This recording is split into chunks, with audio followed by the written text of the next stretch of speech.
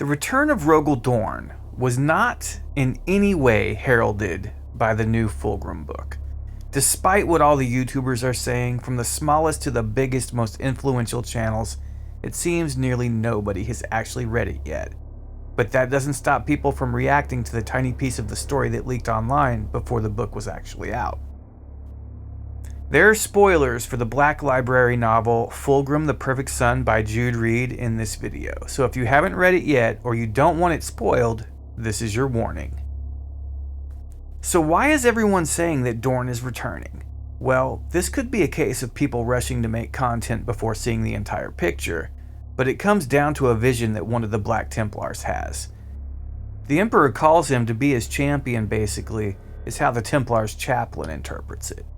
But Johannes Berengar, which is a totally awesome name by the way, of the Black Templars, dreams he's fighting alongside his gene father Rogal Dorn and the Emperor of Mankind himself in an apocalyptic final battle where they face off against the traitorous Third Legion, the Emperor's children. And with the heretics fighting alongside them is their Primarch, Fulgrim, returned. So the Templars give the guy a black sword and laurels and call him the Emperor's champion.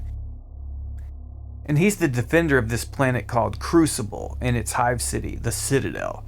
Okay, so that brings us up to where all the speculative YouTubers have brought us. But this is literally the second chapter of the story, and so much more happens. Now it can be said that half of that vision comes to light, but the other half that doesn't is just as telling, which is very typical Games Workshop storytelling.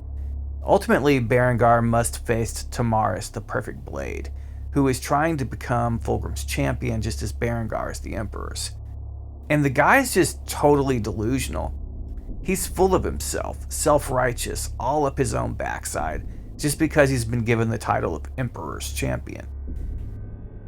And delusional thinking is one of the main overall themes of this book, including Fulgrim's own delusions of grandeur and otherwise.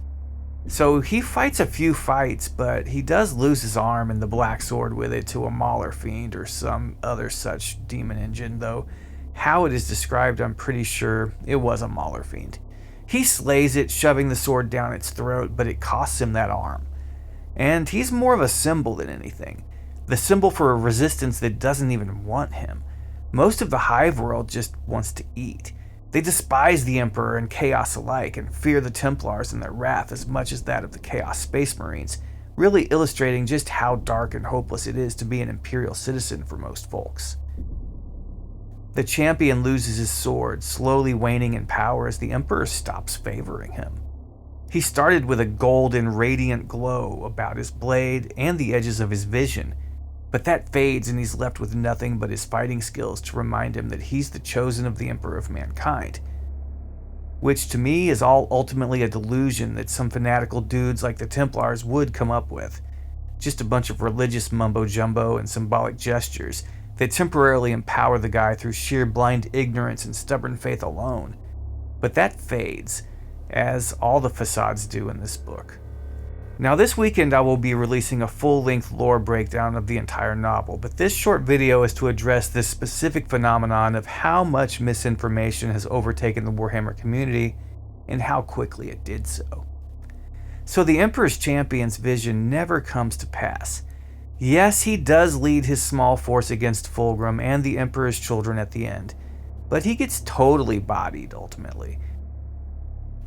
Tamaris gets the win, finally, and he is killed with his own black sword that has been corrupted and the words changed to say Light of the Sun instead of Light of the Emperor, Filius Lux. The only part of his vision that comes to pass is that he faced Fulgrim's champion in single combat trying to get to the Primarch. But it was telling how the Emperor turned his gaze from the fight before it was over, totally uninterested in helping Berengar win. Fulgrim took his planet, and neither the Emperor nor Dorn came. Not even metaphorically, not even in a vision, or in any spiritual warp chicanery kind of way. Dorn didn't show up because he can't. The same as the Emperor. Fulgrim may have even shown us that the Templars were totally delusional in the first place. The Templars came to a world because of a vision, but it just became a self-fulfilling prophecy, as the locals didn't like their oppressive presence and called out for help, which was answered by the Emperor's children. The Templars brought their own ruin upon themselves, not because the vision was righteous, it was just the fever dream of a fanatic religious nutjob, but because they were delusional. The dream heralded the return of the Phoenician, not the Praetorian of Terra. Fulgrim knows that Dorn will not show up to face him, because Fulgrim knows he can't, no more than Conrad Kurz can, or Horus Lupercal himself. This vision was not a prophecy of the return of Rogal Dorn as much as it was indicative of his demise. Fulgrim turned out not to be a delusion, he was truly the monster from the vision, but Dorn and the Emperor speaking to him, fighting beside him, and yet he's the big hero of the day, that's all just Johannes Berengar's subconscious self-aggrandizement. The truth is that he's a Black Templar, he's crazy, and on top of that, he's a total religious fanatic, the likes of which can only be matched by the Adeptus Sororitas, Sisters of Battle. This guy worships the Emperor as a god, and Fulgrim exploits that. Now there's a little bit to suggest that maybe Slaanesh manipulated this whole thing to motivate Fulgrim to get up and conquer, because Fulgrim is indeed hell-bent on taking Terra and the throne. He literally wants to sit on the Golden Throne and rule/corrupt the entire galaxy, and feels entitled to that as the son of the Emperor of Mankind, who he feels is just a rotting corpse who always felt outshined by his perfect son, Fulgrim the Phoenician. So yeah, if people are claiming the return of Dorn is imminent, then they have a bridge to sell you. This half-truth leaked early before the book came out by a day or two on one of the big rumor channels, and people just ran with it. It's wild just how much misinformation comes from the rumor mill when it actually comes to the lore. But it's no surprise. So yeah, I blame the channels that rely entirely on hype and who just constantly crank out content, accuracy be damned, because now there's way too many people who believe that the return of Rogal Dorn is imminent, and it is all revealed in the Fulgrim The Perfect Son novel, and that is just plain false. 100% misinformation and clickbait. Anyway, I only made this video as I know that most of the people who watch my channel are into nuance and subtlety. After all, the coverage I do on the Alpha Legion, that's just no surprise. And I thought you guys had a right to know the truth, that it is just not what everyone is saying, and in my humble opinion, no, that's disingenuous. I'm arrogant as my name would suggest, and I'm being honest with you guys and myself, but not about Warhammer. But in my arrogant opinion, it is probably a lot closer to being a clue that the opposite is true. To me, this book put a nail in the coffin. Another clue that Dorn is truly dead. And why wouldn't he be? He was last seen being hacked up by hundreds of Khorne berserkers, if I recall correctly. So if he made it through that, he's probably been a captive for millennia. A captive of who? Abaddon? Angron? Surely they would have dispatched him by now, knowing that they couldn't turn him, corrupt him, or torture him into betraying his father or the Imperium. For surely, of all the Primarchs, Dorn would have gone down fighting to the last, and he was so overwhelmed he was literally dragged down. People need to get up, get out of their gamer chairs, and leave the copium den. The Lord of the Seventh is not returning anytime soon, based on this book. I'd love it if he did, and that would be its own unique story, but this one, Fulgrim The Perfect Son, is not it. I love Dorn, I love the Imperial Fists, and I honestly would love to see his return, but even the Praetorian of Terra knows that his most fanatical sons, the Black Templars, are prone to delusion and misinterpretation. But seriously, don't believe the hype. People are smoking Slaaneshi warp dust and calling it the Imperial Truth, which is a real shame. So while the biggest grifters on YouTube will tell you Dorn is coming back, it's all in this vision, they won't tell you that Johannes Berengar knew he was all wrong as the blade he once wielded in the Emperor's name took his own head from his shoulders. This is the legacy that was being foretold, that was the truth the vision alluded to. Yes, Berengar did face Fulgrim's champion, right before the Phoenician as the Primarch watched with excitement and glee. And in the end, perhaps, the other half of his vision did come true as well.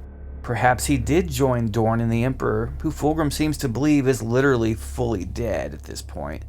But it wasn't on the battlefield, facing the arch-traitor, that this occurred, but in his own death. By dying, Johannes Berengar, the Emperor's champion, fulfilled the prophecy of the vision. And he knew that as he breathed his last breath, on his knees before the champion of Fulgrim, heir to the Imperium of Man. Like I said, I have a full lore deep dive coming out this week about the entire novel and all the lore ramifications of the story, but just had to get this out of the way. Don't be taken in by the hype men and grifters. Don't listen to those who read the selected passages that they want to pick and choose from. Look at the full picture with this one. And it isn't pretty. Berengar's arc was perfect, as was Marduk Tamaris's. They perfectly complemented one another's. But there's one last misconception that needs to be debunked before I end this video. It is not a Black Templars book. It is not an Astra Militarum book, though there are a couple of viewpoint characters belonging to those factions. People are saying that too. But they are right. It is a book named Fulgrim, and he's in it, but it is not the story of Fulgrim, but more a story about him, about how his return affected his legion, and will affect the galaxy. For make no bones about it, Fulgrim is coming for the throne, whether Guilliman, the Lion, or even Abaddon the Despoiler likes it or not. Fulgrim intends to hold what was so close to once being in his grasp: the conquest of Terra and the Golden Throne itself. Perhaps one day this story will have sequels, and perhaps they will focus on a campaign against Terra, but it doesn't really feel like it too much. It seems self-contained and over, though I hope I'm wrong. If they did continue it in future books, I'd be open to it playing out where eventually Berengar's vision did come true, though he wouldn't be in it as he's dead now. But I do think this would be an appropriately epic enough storyline to see a loyal Primarch return in, should they challenge the throne world, even Dorn. But until then, it is literally all just a bunch of hot air from the usual suspects. Total bloviation.